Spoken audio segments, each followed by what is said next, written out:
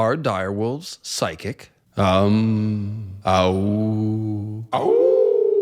Like, not just when a psychic human or a child with a forest skin changer bonds with them, but on their own, are they psychic? I believe the answer is yes, and I believe that we actually have strong evidence that there is, in fact, a psychic network that forms among wolves which can be used for telepathy, both by the wolves themselves and by any skin changers bonded with the wolves. Not only is this totally badass, of course, it may also play an important part in both Jons Resurrection as well as the wars to come, meaning the new war for the dawn against the others. At least it will if George R.R. Martin can ever decide to stop resurrecting extinct Ice Age megafauna and start resurrecting Jon Snow and, dropping a new Long Night. # Winds of Winter stuff. And yes, I will talk about the new Jurassic Stark news. Abomination. In a minute, and just for a minute, so stay tuned. But I actually have had this video idea planned for a while now, so don't think I'm trying to capitalize on the I can't believe it's not direwolf news with some sort of flimsy, shoddy, hastily thrown together theory video about psychic wolves, because that's just,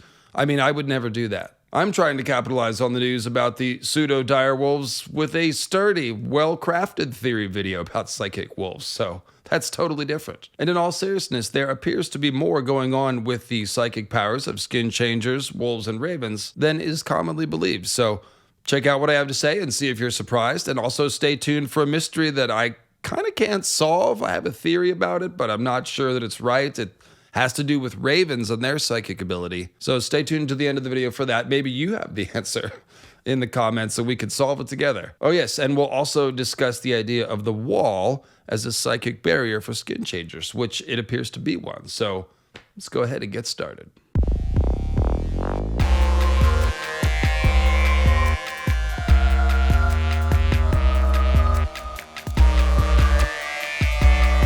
Hey there, friends. David Lightbringer here, and I really do have to say, well, what a week for the direwolf, right?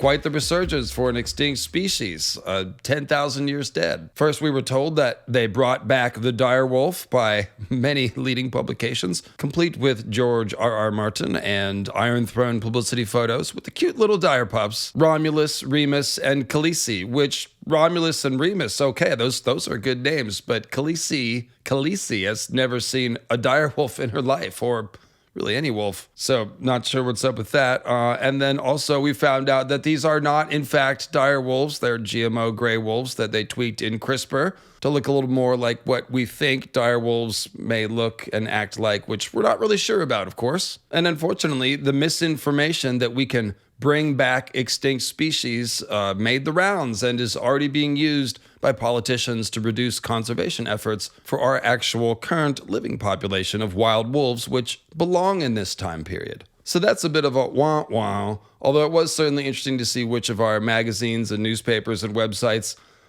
print headlines uncritically from corporate press releases, which kind of makes you wonder about the rest of the news, but I digress. Now, even though the cute little GMO frankenwolves that colossal, and they are cute, that Colossal Biosciences made in the gene CRISPR are not actually direwolves in any coherent sense. Abomination. The Direwolf Net, topic of this video, appears to be very real, at least as far as pretend psychic networks powered by wolves in fantasy novels go. And stay tuned to the very, very end of the video if you want to see more of my own little abomination from not-so-colossal biosciences, because if you squint, I think he might be a velociraptor, the first to exist in 10 million years. So here's what we're talking about. Inside the wolf dream, we've seen that the direwolves can sense one another and can see what each other is up to, with the humans bonded to the wolves being able to share this psychic sensing. This is actually how we know that the enormous unicorn goats of Skagos are real. Again, in terms real in the story, well, you know what I mean. This is how we know they're not just folklore. So the following is from one of Jon's wolf dreams in A Dance with Dragons. Far off, he could hear his packmates calling to him, like to like. They were hunting too. A wild rain lashed down upon his black brother as he tore at the flesh of an enormous goat, washing the blood from his side where the goat's long horn had raked him. In another place, his little sister lifted her head to sing to the moon, and 100 small gray cousins broke off their hunt to sing with her. The hills were warmer where they were, and full of food. Many a night, his sister's pack gorged on the flesh of sheep and cows and horses, the prey of men, and sometimes even on the flesh of man himself. All right, so that is Jon gaining very detailed sensorial knowledge of what Arya and Rickon's wolves are up to by means of his psychic connection to the rest of the wolves through Ghost. And that's what I'm referring to as the Direwolf Net. So just as there is a psychic hive mind network supported on the backs of the weirwood trees, there appears to be a similar but separate psychic hive mind network that can be achieved by the Stark Direwolf pack, and thus presumably by other direwolves or maybe all wolves. So there's a lot we don't know about this. For example, is this psychic network only between the Stark wolves because those wolves are all siblings? Or is it because the Starks are all siblings? Or both? Or is it perhaps just proximity and time, so that any group of wolves that runs together as a pack will develop this sort of group psychic sensing? Or perhaps a wolf only becomes psychic or has their psychic gifts awaken when they bond to a skin changer, although really it seems to be more like the other way around. It seems more like it was the presence of the direwolves which awakened a latent skin changer gift amongst the Starklings of this generation. Otherwise, how do we get 6 out of 6 skin changers? You know what I mean? So it must be a latent gift that's in the Stark bloodline that was awakened by the presence of the wolves. At least that's what makes sense to me. And we also know the Starks don't have a way of contacting each other telepathically without the wolves. So logic would dictate that it is the direwolves who are fundamentally telepathic. Whatever the case, it certainly seems like George is riffing off of one of his favorite authors, which would be Robert Jordan, author of Wheel of Time, of course. Shout out to House Jourdain of the Tor. That's Tor Publishing and Robert Jordan. Anyway, I don't know where I was in that sentence structure, but as readers of Wheel of Time will know, Robert Jordan does a lot with psychic wolves in that story. Quite a lot, actually. In that world, all the wolves are psychic. So perhaps that's how it is in A Song of Ice and Fire. Or perhaps it's only the direwolves. They are sort of mentioned uniquely by the children of the forest in the cave with Bran as being, special. We do know that skin changers can bond with any animal, not just magical or special animals. I mean, we've heard of basically every kind of animal getting skin changed, and you can't convince me the wild boar, Baroque's boar, is a special animal. So it could be that any wolf can do wolf-to-wolf telepathy, or it could be only the direwolves, but either way, the direwolves are kind of the important thing since that's what the Starks have. What we do know from this quote is that the Stark wolves are telepathic, do have a sense of where each other is and what each other is doing, and can apparently even see out of each other's eyes. So in the paragraph immediately following the one we just read, Ghost's ears are ringing with the song of the 100 cousins of Nymeria's wolf pack. And not only can he taste the blood of their kills, he knows how they've been hunting over the past several weeks. That really shows you just how alive this direwolf psychic link is and how much information and collective knowledge is shared across it, and thus how potent it's going to be for the Starklings as they grow stronger in their powers. As their magical strength develops, the Starks may be able to share each other's consciousness almost at will, where they develop a kind of constant awareness of what each other is doing and where each other is going. We really just don't know how far this can go because they are all so young in their use of magic. Bran is obviously the strongest Stark magician of this generation, or potentially ever, and he seems to have used the Direwolf Net to give Jon a kind of magical boost or power-up, which is something we'll talk about in the next section. So maybe we'll see more of that when various Starklings are in times of great peril. The Direwolf Net even seems to function across great distances. For example, Arya can sit in Braavos and warg Nymeria in the Riverlands and lead her wolf pack. So that's working all the way across the Narrow Sea, and that means this psychic network should absolutely function all over Westeros, with the exception that the Wall seems to interfere with it, which is also something we'll talk about in the next section. So when Arya gets back to Westeros and leads the wolf pack with full intention, because remember, she's really only doing it in her dreams right now, she may be able to, potentially, depending on how all this works, see out of the eyes of any of the wolves in her pack, even if she's not fully skin changing them. If her wolf pack, led by Nymeria, has formed a kind of group consciousness, then yeah, Arya will be able to kind of know whatever any of those wolves know, which is pretty badass. And of course, gives us an idea of how truly terrifying greenseers and warg kings and such from the past could be in war. And we are told that the children of the forest did indeed go to war with huge packs of wolves and flocks of ravens and beasts of all kinds when they clashed with the first men and then later the Andals. So now, with our further ruminations, we can see that in addition to the raw power of their beasts, they also would have been gaining informational advantages, somewhat similar to the one the Valyrians gained with their glass candle network. So it wouldn't just be the greenseers that have this enhanced information gathering ability, but potentially all the skinchangers or just all the wargs. And that greatly increases the amount of real-time battlefield communication you can do, which is a pretty potent thing. So to sum up, this wolvie-talkie, sorry for the bad puns, but this communication system should be absolutely invaluable in the long night to come that is coming, surely, sometime soon. Because during an actual long night, communication will be very difficult. By Raven, that might not work. Regular messengers gonna have trouble, so real-time wolf psychic communication might be a big effing deal. Some of our Starks, the ones that survive anyway, may end up becoming very effective battle commanders, or at least battlefield coordinators, because of the Direwolf Net. Real quick, I just want to give a shout out to Will Starglass for my cool Direwolf pendant. Isn't that nice? All right, so we've probably already seen the Stark family use the Direwolf Net to talk to one another at the end of a Clash of Kings. We can't be totally sure what's going on here because Bran is also a greenseer, but he definitely reached out to Jon and booped him on the third eye, if you will, and opened it, which means that he helped Jon be able to break through to his first full intentional warging experience with Ghost. So these lines come as Bran and company are hiding down in the Winterfell crypts from the scourge of Ramsay's sacking and burning of Winterfell. Here in the chill, damp darkness of the tomb, his third eye had finally opened. He could reach Summer whenever he wanted, and once he had even touched Ghost and talked to Jon, though maybe he had only dreamed that. So interestingly, that scene comes in the last chapter of A Clash of Kings, and it was about 150 pages earlier that we actually saw the other end of this exchange from Jon and Ghost's point of view. So this could be a little bit of timeline wonkery, timeline flim-flammery, where Bran is reaching slightly into the past to talk to Jon. But it just as easily could be a case of these two events happening at the same time, but just being separated a little bit in the narrative. Similar to how George has explained that some of the first chapters of The Winds of Winter, like that Theon chapter hanging in Stannis' tower, shackled up like the guy in the Monty Python dungeon, actually happened before the last chapters of A Dance with Dragons. So essentially, George is playing with the order that he gives us the chapters in order to give us the information in the order that he wants to. At least I think that's what he's doing. But the point is that we get to see both ends of this psychic communication. So no, Bran, you didn't just dream that, it actually happened. And Jon's end of this encounter happens as he is climbing towards the Skirling Pass in the Frostfang Mountains with that hand-picked team of rangers, Corrin Halfhand and Stone, Snake, and Eben, rest in peace, and, well, you know how it goes.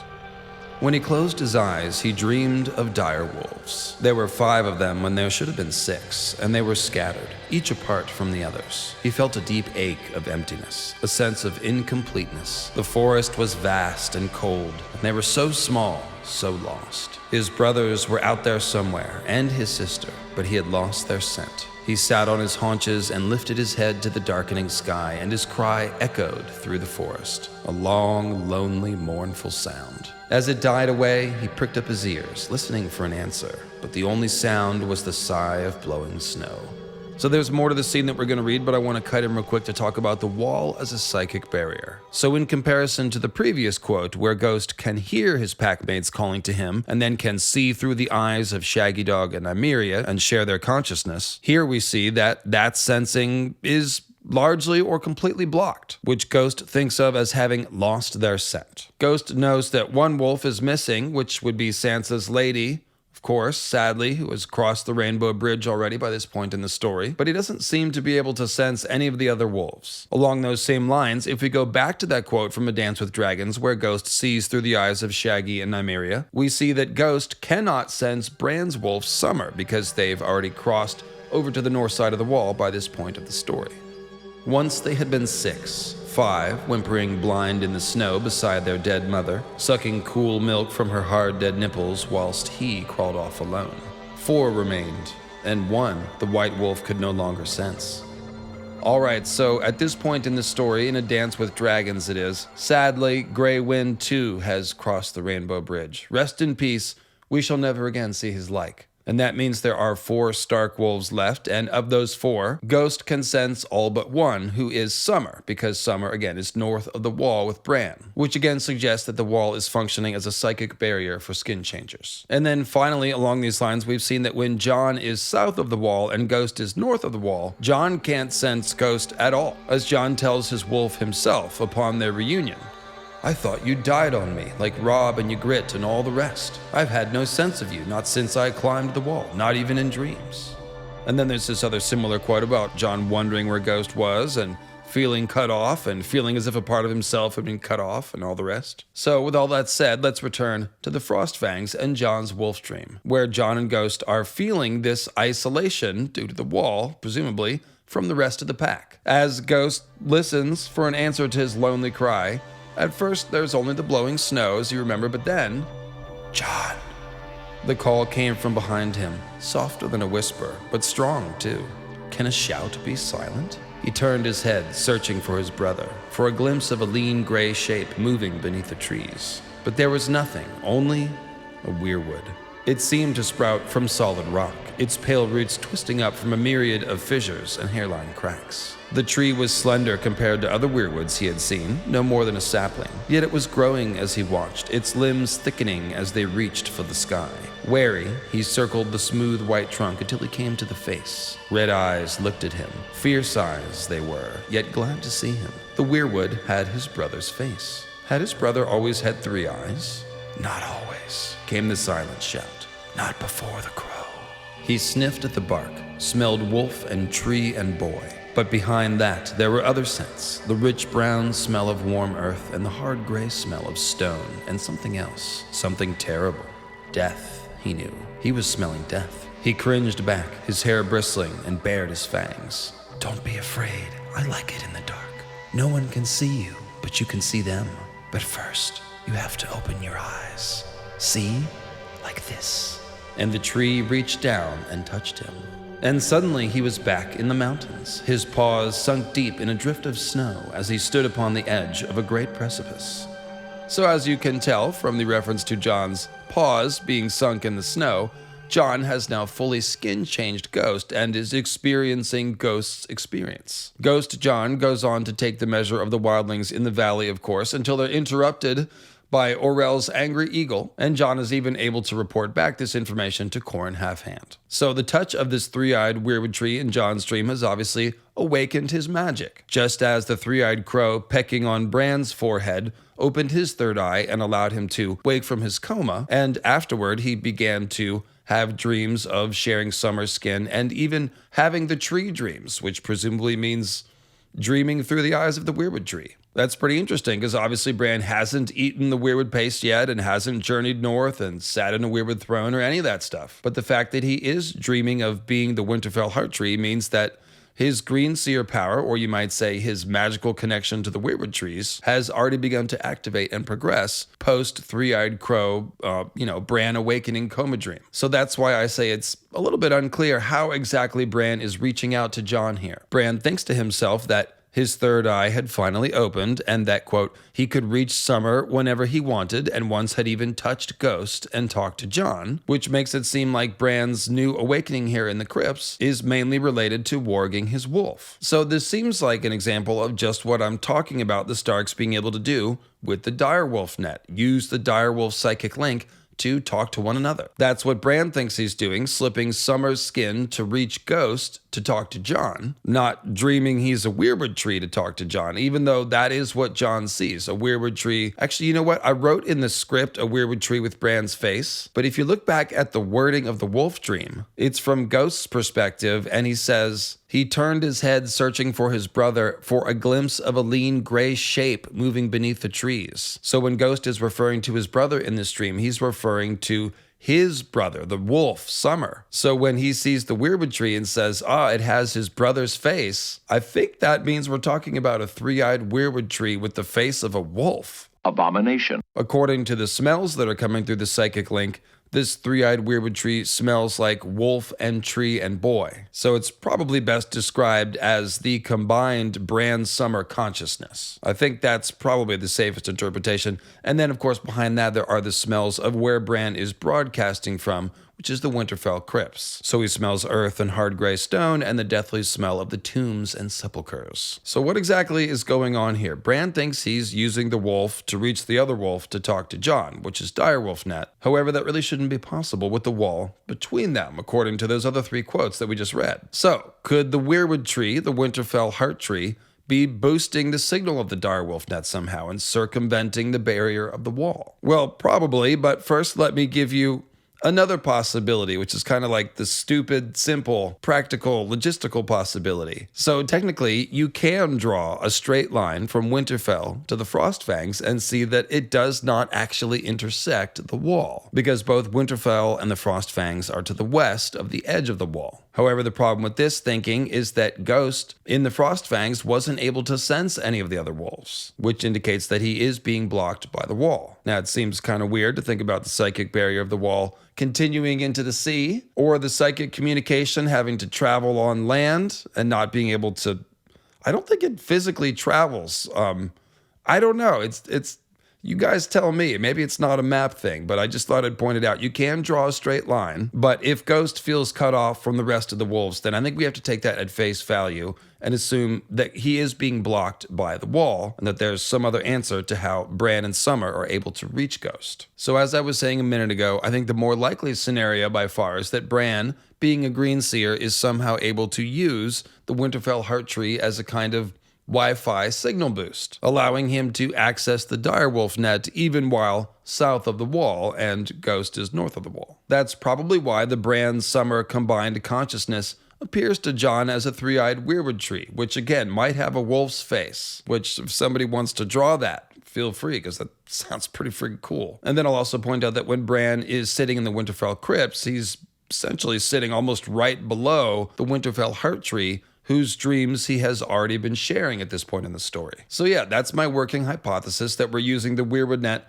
to boost the Direwolf Net, and that Bran can do that because he is both Skin Changer and Greenseer. And honestly, it's always seemed to me like the only difference between Skin Changer and Greenseer is a matter of strength and degree. Meaning that a Greenseer, I think, is just a Skin Changer who is strong enough to skin change a tree. I mean, that's literally what Bran is told to do, slip his skin just as he does with his wolf in order to share the consciousness of the tree. So he's skin changing the tree. I think that's why all greenseers are also skin changers. You can't be just a greenseer because it's basically the same power. It's some sort of astral projection combined with not body snatching, but like spirit commingling, or potentially body snatching. I guess it can be that. So yeah, I think you just have to be a really, really strong skin changer in order to be able to wear the skin of a tree, which is obviously more alien to a human mind than a wolf or a raven or whatever else. I mean, it's a friggin' tree. It's a plant, or maybe a fungus,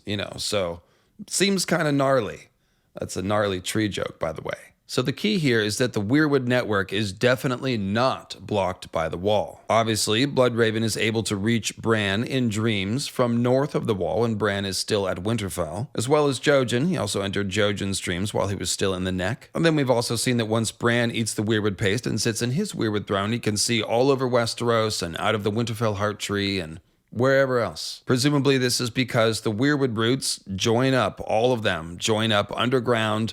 Maybe the planet is just a big ball of Weirwood roots covered with a little bit of soil. Shout out to Michael Talks About Stuff. But yeah, it may not go that far, but it does seem like the roots are all connected underground, certainly under the wall. And so we have a sort of physical network to form the backbone of this, psychic Weirwood net. Thus, it very well could be that the Winterfell heart tree and the broader Weirwood net is facilitating Bran's access to Direwolf Net. This is turning into some hacker shit. I'm sorry, but you see what I mean. Bran does seem to be reaching through his wolf to the other wolf to talk to Jon, which would be Direwolf Net communication. But something has to explain the circumvention of the wall barrier. The Weirwood Net does that, and it does seem like weirwoods are involved due to Bran being a greenseer and appearing as a tree.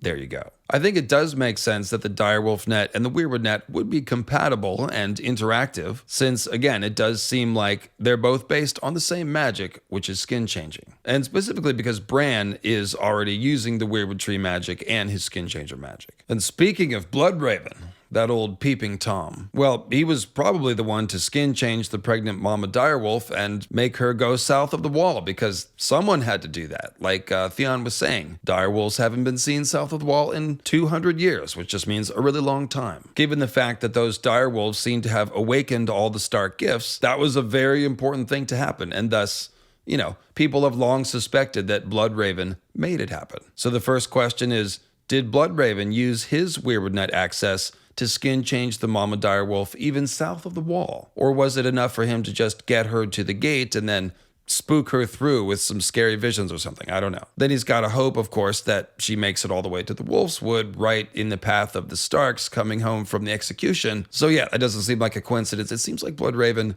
did circumvent the wall, and again, that would be because he's a greenseer like Bran. The real question here is, how did the mama direwolf get pregnant, and did Bloodraven have anything to do with that? But I'll leave you all to fill in the blanks there. Abomination.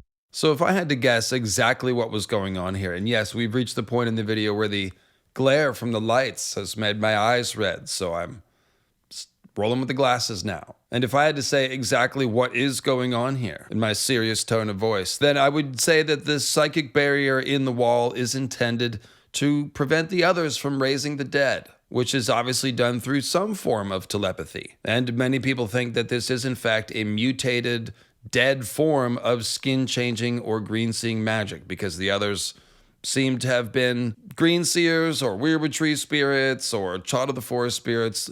Theories range, but they're all kind of barking up the same tree, if you will. So whatever the case, again, I suspect that the psychic barrier of the wall is intended to prevent whiting, and that the interference with skin changer telepathy may just be a side effect. We do know that the dead things, meaning the others and all manner of whites, including cold hands, the good white, cannot cross the wall unless physically carried across, as Jafer Flowers and Othor were stupidly carried across the wall in A Game of Thrones. So I think that lends further credence to the idea that yes, this psychic barrier in the wall is meant to stop the others from raising the dead. Because think about it, otherwise the others could stay north of the wall and raise the dead south of the wall, and that would obviously really just be a problem. Do let me know in the comments what you think about all of this. We're obviously in the realm of speculation here, and this is pretty fun stuff to speculate about. So now let's talk about Jons Resurrection and the vital role that the Direwolf Net will play. And yes, that was a resurrection vital signs joke. Leave a comment with your appreciation.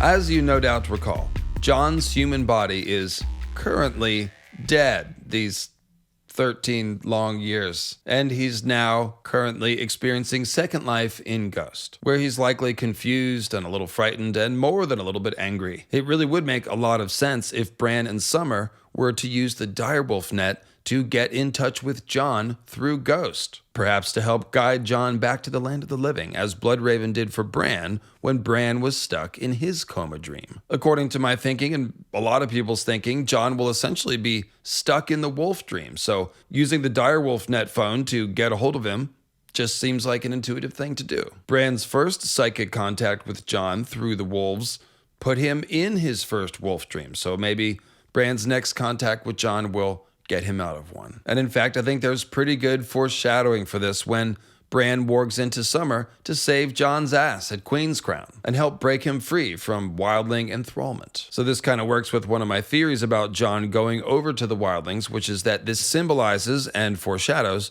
Jon's body being possessed by the others. So check out the videos Lord Snow and The Others Will Steal Jon's Body for the details of this theory, but essentially the wildlings are a population of people living north of the wall who have been otherized, culturally speaking, by the people living south of the wall. So they work very well as stand-ins for the others, and thematically I think that is not an accident that that population has been otherized, and then we have the others. It's a thing. Themes aren't just for book reports. When Jon goes over to the wildlings, he trades in his black Night's Watch cloak for a white sheepskin cloak, which I would say symbolizes his body being frozen when it's possessed by the others, because that's like Jon switching sides, just as it is when he goes over to the wildlings. And then along the same lines, we have Bran's coma dream, where he sees his bastard brother Jon sleeping alone in a cold bed, his skin growing pale and hard as the memory of all warmth fled from him.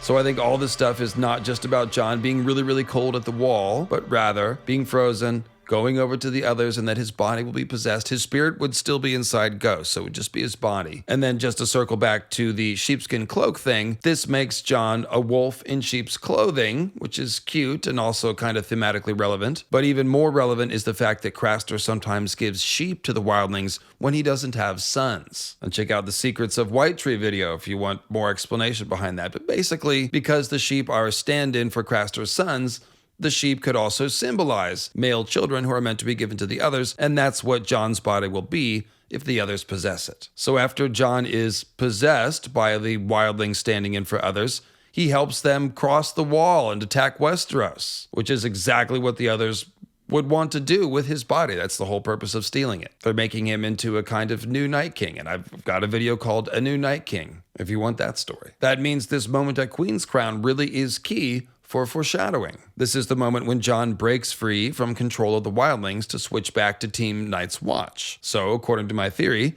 this would parallel and foreshadow Jon's body being liberated from otherish possession. And by the way, you can't say otherish possession 5 times fast. I had to say it several times slow just to get it once. But the point is, what is it that breaks Jon free from otherish possession, otherish possession, otherish possession, otherish possession, otherish possession? Oh, yes.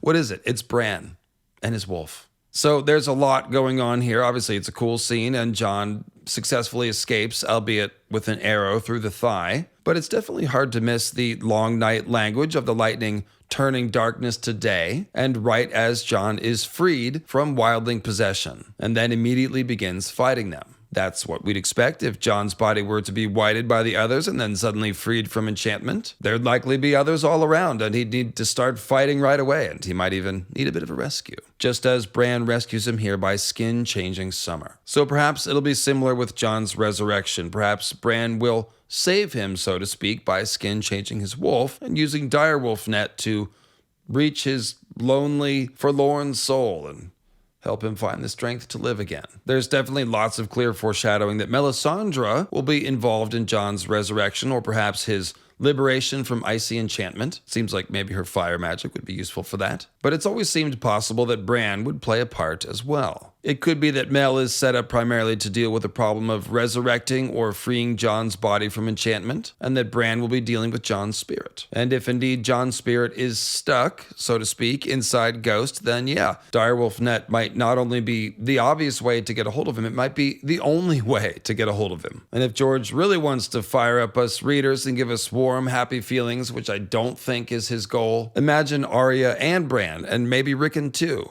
Sorry, Sansa, you don't have a wolf. Imagine them all helping Jon find his way back to the living. It'll be like a psychic Stark family reunion. And I really don't mean to exclude Sansa, but she doesn't have a wolf. It's just a fact. I do think she might be able to skin change some birds, and I should make a video about that. But yeah, maybe it'll be a psychic Stark family reunion, although probably I'm just getting your hopes up to be cruelly disappointed. But I do think Bran will find Jon in the wolf dream through the Direwolf Net, and I also think that Bran will contact Arya once she is back at Westeros, and that they'll be both involved in leading the wolf pack. Alright, so that's Direwolf Net, and to further prove to you that it's real, I present to you Ravenet. That's right, just as there appears to be a psychic network supported by the wolves, which is similar to but separate from the Weirwood Net, there appears to be much the same thing amongst the ravens. That's right. Because otherwise, I have no fucking idea what Bloodraven is talking about when he tells Bran that all the ravens have the soul shadows of deceased children of the forest inside of them. Because last time I checked, children of the forest live a lot longer than ravens. Someone else was in the raven, he told Lord Brynden once he had returned to his own skin. Some girl. I felt her. A woman of those who sing the song of earth, his teacher said. Long dead, yet a part of her remains, just as a part of you would remain in summer if your boy's flesh were to die upon the morrow. A shadow on the soul, she will not harm you. Do all the birds have singers in them? All, Lord Brynden said. It was the singers who taught the first men to send messages by raven. But in those days, the birds would speak the words. The trees remember, but men forget. And so now they write the messages on parchment and tie them round the feet of birds who have never shared their skin. Now look, we have kind of reached the absolute forefront of the world building here, and this could be an authorial oversight, although I hesitate to even mention that, and I definitely do not ever tend to make that assumption. In the past, these sorts of details, or little mysteries if you will, have always led somewhere or seemed to lead somewhere. You just kind of have to figure out what George is talking about. But yeah, this makes no sense. Ravens tend to live about 10 to 15 years in the wild and about 40 to 50 at most in captivity, whereas we are told the children of the forest have lifespans that far exceed that of humans. Ergo, the only way a living raven could have a shadow on the soul from one of the singers, from one of the children of the forest, would be some kind of very rare situation where a very old child of the forest, near the end of their life, adopted a new raven who was young, and then the child of the forest dies within the first 10 or 15 years of the raven's life, leaving their soul shadow fragment in the bird, much like the shadow of the slain wildling skin changer Orell is left on his eagle, which is then later claimed by the wildling skin changer Varamir Sixskins, who can in turn sense Orell's presence inside the eagle. The thing is, how many years could such a raven, who's absorbed this spirit of this very old child of the forest, then have to live? Like a couple of decades at most. So again, I will say, what in the world does Bloodraven mean when he talks about all the birds having shadows of the children of the forest on their souls? How? How does that work? And then making matters worse, Bloodraven says that the shadow on the soul that Bran feels in the bird is a singer who is long dead. So now the child of the forest died a long time ago, but something of them is left in a raven that is alive today. Today being the present time of the story. So what? Do the ravens in A Song of Ice and Fire live for centuries and even millennia? Maybe. I mean, maybe they do, but that seems pretty weird. Let me know in the comments. That seems weird. So fortunately, I do have a bit of a theory at least, and it is Ravenet. This is the only other answer I can come up with, apart from ageless birds. So if there is a giant collective hive mind like that of Direwolf Net amongst the ravens of Westeros, or perhaps amongst the northern flock, or something like that, then perhaps it is this raven hive mind that is the residence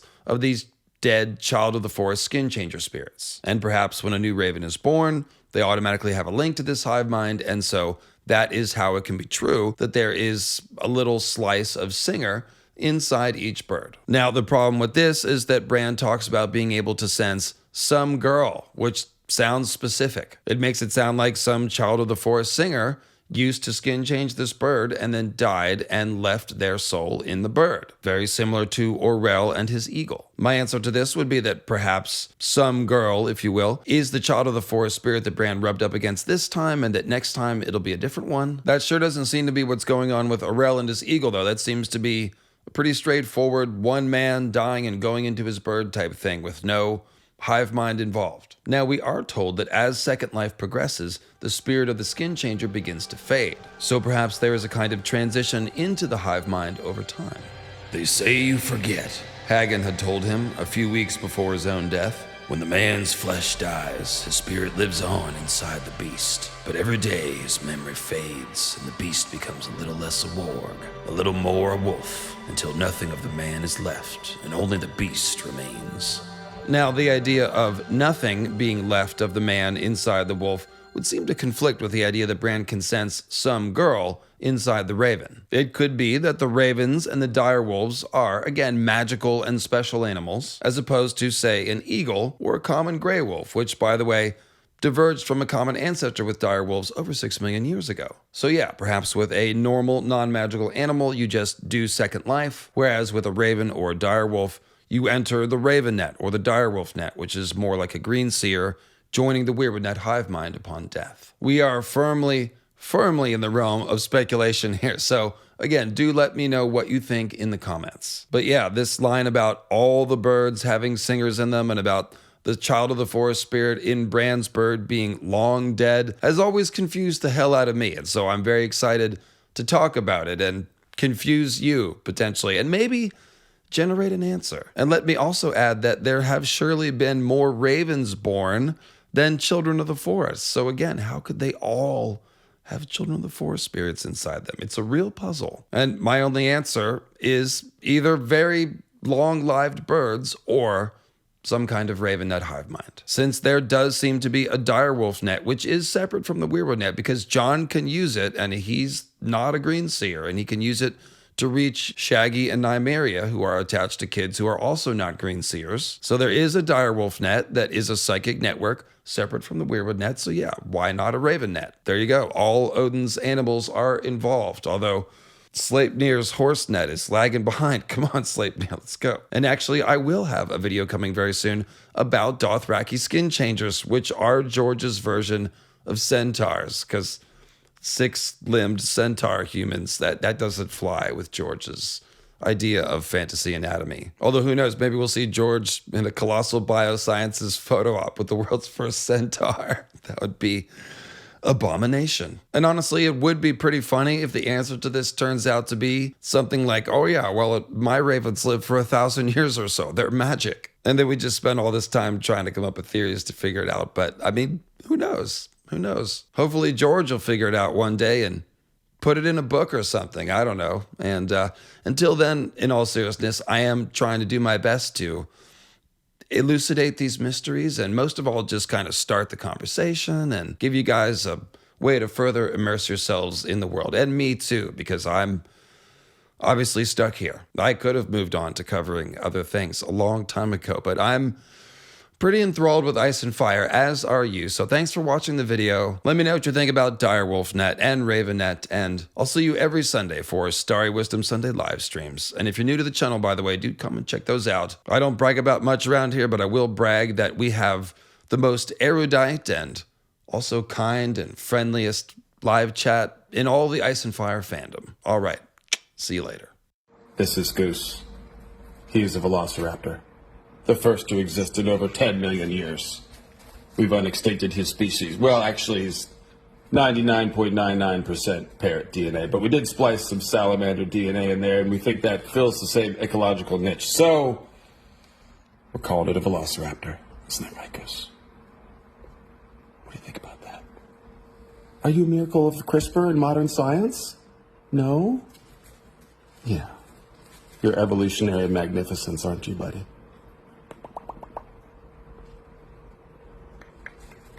Oh, there's the velociraptor. There it is. There it is. You can feel the danger.